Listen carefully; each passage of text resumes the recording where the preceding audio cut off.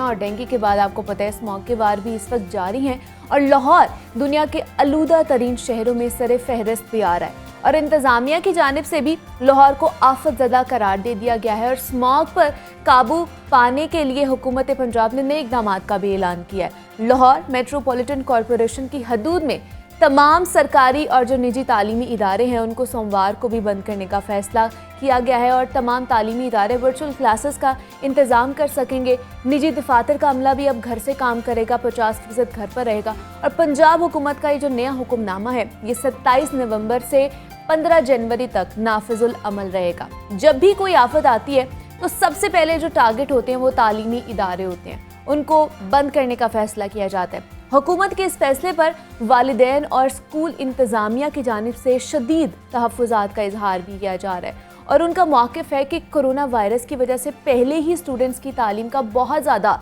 हर्ज हो चुका है और इस फैसले से स्टूडेंट्स की तालीम का मज़ीद हर्ज होगा और स्कूल बंदिश के बारे में स्टेक होल्डर से कोई भी मुशावरत नहीं की जाती है। कोई नई पॉलिसी आ रही होती है तो उनसे नहीं पूछा जाता, उनको नहीं बताया जाता। तो ये सारा मामला है क्या, इंतज़ामिया क्यों मुशावरत नहीं करती हैं उनसे और इस हवाले से स्कूल इंतज़ामिया का क्या मौक़िफ़ और ये फ़ैसला बच्चों की तालीम पर क्या क्या असरात मुरतब करेगा, इस पर आज हम बात करेंगे। हमारे साथ इस वक्त मौजूद हैं रज़ा रहमान साहब हैं, माहिर तालीम है। सर मैं आपको खुश आमदीद कहती हूँ। जागो लाहौर में कैसे हैं आप? बिस्मिल्लाहिर्रहमानिर्रहीम। वालेकुम अस्सलाम। मैं बिल्कुल ठीक हूँ मैडम, आप ठीक हैं? मैं भी बिल्कुल ठीक ठाक। सर ये जो कोरोना के बाद अब स्मॉग के हवाले से नई हिकमत अमली तैयार की गई है हुकूमत की जानिब से, क्या आप लोगों के तहफ़्फ़ुज़ात हैं, क्या सोचते हैं? ये जो ऐलान किया है कि हफ्ते में 3 दिन स्कूल बंद रहेंगे, आप इत्मीनान हैं या मुतमईन हैं इस पॉलिसी से आप लोग? नहीं, ये तो बेसिकली तो तालीम बंद कर दी गई है। आपने जैसे पहले भी बताया कि वालिदैन का भी इसके ऊपर एतराज़ है और इसके साथ साथ टीचर्स अहबाब का भी इसके ऊपर एतराज़ है कि इस तरह बच्चों को इतनी लंबी छुट्टियाँ नहीं देनी चाहिए। दरअसल बेसिकली 4 दिन स्कूल बंद हो जाएगा। फ्राइडे भी हाफ डे होता है तो आप समझ लें कि उस दिन भी बच्चे कम से कम आएंगे और सैटरडे, संडे और मंडे ये 4 दिन की छुट्टियाँ बनेंगी और 3 दिन सिर्फ बच्चों को स्कूल में एजुकेशन मिल सकेगी, वो ट्यूसडे, वेडनेसडे एंड थर्सडे। तो मैं समझता हूँ कि ये बहुत कम है। पिछले साल को भी अगर आप 1.5 साल को देखें तो तकरीबन बच्चे 37 डेज स्कूल गए हैं पूरे 365 डेज में से। तो 37 डेज की पढ़ाई करने के बाद उनको 1100 में से 1100 नंबर भी मिले हैं और उन्होंने टॉप भी किया और हज़ारों की तादाद में बच्चों ने टॉप किया है। तो ये कोई हम अपनी कौम का मेयार नहीं सेट कर रहे, हम अपनी कौम के मेयार का बेड़ा गर्क भी कह दिया जाए तो मुनासिब लफ्ज़ होगा, इससे भी बहुत ज़्यादा लफ्ज़ इस्तेमाल किया जा सकता है, लेकिन ये मिनिमम है। आपको अपने बच्चों को अगले आने वाले दौर के लिए मुश्किल तरीन हालात के लिए तैयार करना है कि आपने उनको आसानियां दे देनी है। देखें, बच्चों को अगर पता लगेगा ना कल से स्कूल बंद है और छुट्टियां, वो तो बहुत खुश होंगे। लेकिन तो हुकूमत का मौक़िफ़ ये है कि बच्चों की सेहत भी तो हमने देखनी है, तो ये भी आर्गूमेंट सही है, ये भी इसमें भी वजन है आर्गूमेंट में कि सेहत से पहले तो कुछ भी नहीं है। लेकिन सेहत के लिए एहतियात जो डॉक्टर्स ने कही है उस एहतियात को करना चाहिए। ठीक है, मास्क लगाना बहुत ज़रूरी है, रेगुलर स्टीम लेना बहुत ज़रूरी है, गरारे करना बहुत ज़रूरी है। ये 2-3 चीज़ें हैं जो अगर बच्चे उनके पेरेंट्स रेगुलर करते रहें तो वो ठीक रहेंगे, उनकी सेहत ठीक रहेगी, उनकी आंखें, उनके नॉस्ट्रल प्रॉब्लम या कोई भी और गले का इन्फेक्शन है वो सब चीज़ों से महफूज रहेंगे। अगर हर दफ़ा डेंगू आ गया स्कूल बंद कर दें, अगर कोरोना आ गया स्कूल बंद कर दें, फिर आज अगर स्मोग आ गई स्कूल बंद कर दें, तो स्कूल तो सबसे पहले निशाना बनते हैं और ये स्कूल बंद नहीं होते, बेसिकली ये तालीम बंद हो जाती है। आप देखें कि वालिदैन ने 1.5 साल बच्चों को घर में पढ़ाया है और एट लास्ट हैंड्स अप कर दिए हैं कि नहीं हम नहीं पढ़ा सकते। ये स्कूल का ही काम है कि वो बच्चे को 6 घंटे एक जगह पे बैठा के पढ़ाता है और इतनी वैरायटी देता है जिसमें उसकी इंग्लिश भी है, उर्दू भी है, मैथ्स भी है, तमाम सब्जेक्ट हैं, आर्ट्स भी है, एक्टिविटीज़ भी हैं, उसमें फिजिकल एक्टिविटी भी है, स्कूल में डिसिप्लिन भी है, स्कूल के अंदर कॉम्पिटेंस भी है, बहुत सारी और चीज़ें हैं, स्किल्स भी बहुत सारी हैं। तो स्कूल इतनी सारी चीज़ें एक ही जगह पे अगर पढ़ाता है तो ये कुदरत का एक निज़ाम बना हुआ है कि उसने स्कूल में जाके, जैसे मस्जिद में जाके हमें एक नमाज का 27 नमाज़ों के बराबर सवाब मिलता है, इसी तरह स्कूल में आके सीखने के लिए वो 2-4 सब्जेक्ट आता है, सीख के 27 जाता है। तो ये कुदरत ने जो स्कूल को एक कैपेबिलिटी दी है, टीचर को एक नेमत दी है कि बच्चा उसकी बात को सुनने के लिए तैयार और सीखने के लिए तैयार होता है, वो उस कैपेबिलिटी से आप बच्चे को दूर कर रहे हैं, उसको आप तालीम से रोक रहे हैं, उसको उसकी देखें ये वो टाइम है बच्चे का, हर वक्त बच्चे ने कुछ ना कुछ तो सीखना है, या सीखेगा या नहीं सीखेगा। तो जब आप बच्चे को छुट्टी करवा लेंगे तो वो नहीं सीखेगा, जब वो स्कूल आएगा तो वो सीखेगा। ये कुदरत का निज़ाम ये भी है कि जब आप बहुत सारे बच्चों में बैठते हैं तो आप बच्चों से सीखते हैं, आप उनसे सीखना शुरू कर देते हैं। फिर एक बच्चा अच्छा आंसर देता है, दूसरा भी चाहता है मैं अच्छा आंसर दूं, वो अपने माइंड को अप्लाई करना शुरू कर देते हैं। तो ये इन चीज़ों से फ़ायदा सिर्फ और सिर्फ स्कूल से उठाया जा सकता है। आज अगर वालिदैन ये इतराज़ कर रहे हैं कि आप स्कूल बंद ना करें, बच्चों को स्कूल जाने दें, तो ये बहुत बड़ा इनकलाब है। ये तो वालिदैन ने आप कह लें अपने बच्चों की खातिर एक फेवर दी है बच्चों को, और एक बच्चे चाहते हैं स्कूल ना जाएं। आज से 2 साल पहले देखें वालिदैन भी चाहते थे छुट्टियां हो जाएं। आज वालिदैन का जो ओपिनियन है बिल्कुल ऑपोजिट है। वालिदैन आज चाहते हैं नहीं बच्चे स्कूल जाएं, स्कूल ही सिखाता है, स्कूल में सीखते हैं, वहीं से आउटपुट आती है, डिसिप्लिन रहता है बच्चा मैनर्स में रहता है, बच्चा एथिक्स में रहता है। ये चीज़ें होना बहुत ज़रूरी हैं। इसका मकसद ये नहीं है कि आप स्मोक आ गई, डेंगू आ गया, कोई भी मामला हो गया, आप तालीम को बंद कर देंगी तो बहुत बड़ी ज़्यादती है। आप लोग भी यही कहते हैं कि तालीमी इदारे बंद नहीं होने चाहिए? बिल्कुल नहीं होने चाहिए, बिल्कुल भी नहीं होने चाहिए। ठीक है। दूसरा हिफाजती तदाबीर करना बहुत ज़रूरी है। ठीक है। और आपको मालूम है कि स्कूल में पहले भी SOPs पे बहुत अच्छी तरह से अमल दरामद की है। अभी भी हमें मौका मिलेगा, हम बहुत अच्छे तरीके से उसके ऊपर अमल दरामद कराएंगे।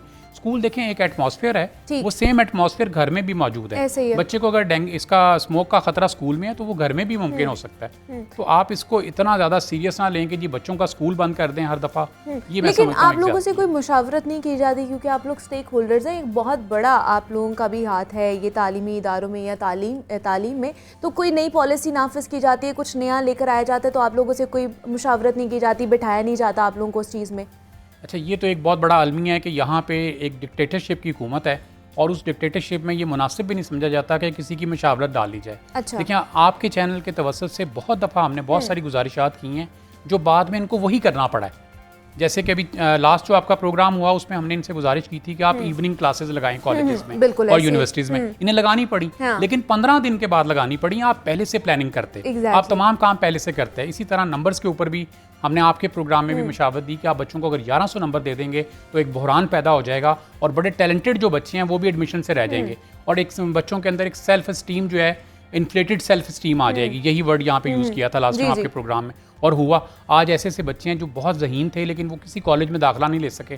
तो देखें, अगर हम एक चीज़ के एक्सपर्ट हैं तो हम, अगर आप हमारी राय ले सकते हैं, हमारी सजेशन को आप कंसिडर कर लेंगे तो बहुत सारे मसाइल से बच जाएंगे। और बचेगा कौन? ये बच्चे, इस मुल्क का फ्यूचर, इस नेशन का जो आने वाला दौर है वो बेहतर होगा। लेकिन चूँकि अपना एक वो सियासतदान को ना एक अपना बुखार होता है, इसे बुखार कहना चाहिए, कि वो समझता है जो मुझे पता है वो किसी को पता नहीं है, मैं आई एम द बेस्ट। तो जब ये आई एम द बेस्ट वाली बीमारी लग जाए तो फिर आप ऐसे फैसले करते हैं और उसमें नुकसान सियासतदानों का नहीं होना, नुकसान बच्चों का है, नुकसान वालिदैन का है। ये वालिदैन का फ्यूचर है। देखिए मुनीबा, एक और बात बड़ी इंपॉर्टेंट है, जो मिडिल क्लास फैमिली है ना, वो अपनी जितनी भी इन्वेस्टमेंट है वो सारी की सारी बच्चे पे करती है। 100% इन्वेस्टमेंट वही है। अब उसी से उसको फ्रूट मिलना है, वही उसका वो दरख्त है जो कल को फल देगा। तो आप जब उस फल वाले दरख्त को फलने फूलने नहीं देंगे, वो बच्चा कैसे ग्रो करेगा? क्या वालिदैन फीसें जमा नहीं करा रहे? क्या वालिदैन उनके सारे एक्सपेंडिचर्स नहीं मीट कर रहे? और उसके बावजूद उनके बच्चों को तालीम ना मिले तो ये किस कदर बड़ा जुल्म है। सब कुछ करा रहे हैं। और फीसिस की आपने बात की है, मतलब कोरोना के इतने बदतरीन हालात में हम रह रहे थे, तब भी वालिदैन ने पता नहीं किस तरह करके अपने बच्चों की फ़ीस जमा भी कराई है। और फिर भी अगर वो तालीम हासिल नहीं कर पाएंगे या स्कूल नहीं जा पाएंगे तो फिर क्या फ़ायदा उनका। दूसरा, हुकूमत ने कहा है कि आप ऑनलाइन क्लासेस ले सकेंगे, तो क्या मंडे को ऑनलाइन क्लास होगी या छुट्टी होगी? देखिए, ऑनलाइन सिस्टम जो हमारे मुल्क का है, इसकी जो आज 2019 में एक रिपोर्ट यूनिसेफ ने दी थी जिसमें उसने ये बताया था कि पाकिस्तान के 86% जो प्राइमरी स्कूल हैं वो देहाती एरियाज़ में हैं या दूर दराज हैं, जहाँ पे ऑनलाइन की फैसिलिटी, इंटरनेट भी अवेलेबल नहीं है। ठीक है। जब एक इंटरनेट ही अवेलेबल नहीं है तो गैजेट्स का होना, डिवाइसेस का होना तो नामुमकिन है।